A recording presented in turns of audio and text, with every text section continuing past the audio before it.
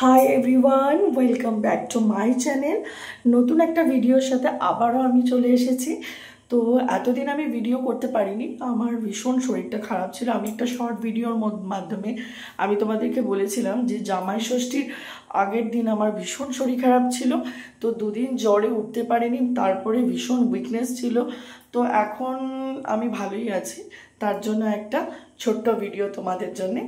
তো আমি আজকে কোনো সানডে নয়, কোনো স্পেশাল ডে নয়, আজকে নর্মাল ডে। তার জন্য একটা দুপুরের একটা লাঞ্চ মেনু নিয়ে তোমাদের সাথে শেয়ার করছি। একদম নর্মালভাবে চিকেন কারি হয়েছিল আর হয়েছিল উচ্ছে ভাজা। তো চিকেন কারিটাই তোমাদের সাথে আমি শেয়ার করব, আর তার সাথে আমার ছেলের দুষ্টুমি। দেখবে আমি সারাদিন কিভাবে আমার ছেলে কিভাবে দুষ্টুমি করে সেটাই তোমাদের সাথে ছোট্ট একটা ক্লিপ শেয়ার করব। তো এখানে আমি তেল গরম করে একটু গোটা গরম মশলার বলতে ওই দারচিনিটাই দিয়েছি জাস্ট একটা ফ্লেভারের জন্যে। তারপরে আলুটাকে দিয়ে লাল লাল করে ভালো করে ভেজে নেবো আলুটাকে। যেই ভাজা হয়ে যাবে লাইট মানে ভালোই ব্রাউন কালার, গোল্ডেন ব্রাউন হয়ে যাবে, তখন আমি আলুগুলোকে তুলে নেব। চিকেন অ্যাকচুয়ালি সবাই করতে জানো, এটা একদমই নর্মাল সাদামাটা চিকেন, বাট খেতে দুর্দান্ত হয়। তোমরা বাড়িতে ট্রাই করে দেখতে পারো, ভীষণ ভালো খেতে হয়। এরপরে ওই দারচিনিটা থাকবেই, তার মধ্যে আমি কিছু পেঁয়াজ কুচো দিয়ে দেবো, যেটা লাইট ব্রাউন অবধি আমি ওইটাকে ভাজবো।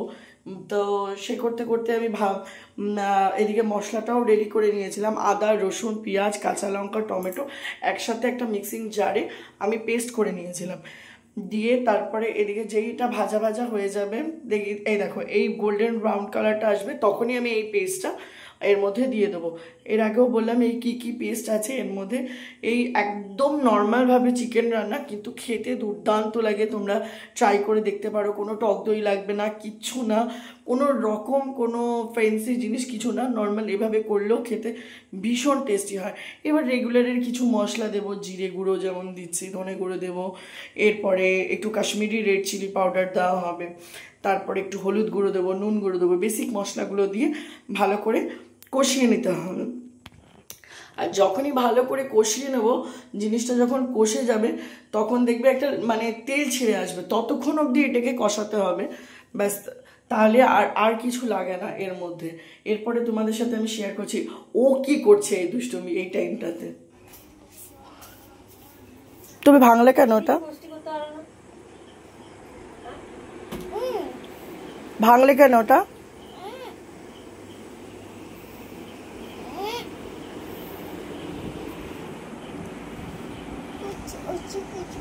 ভাঙলে কেন?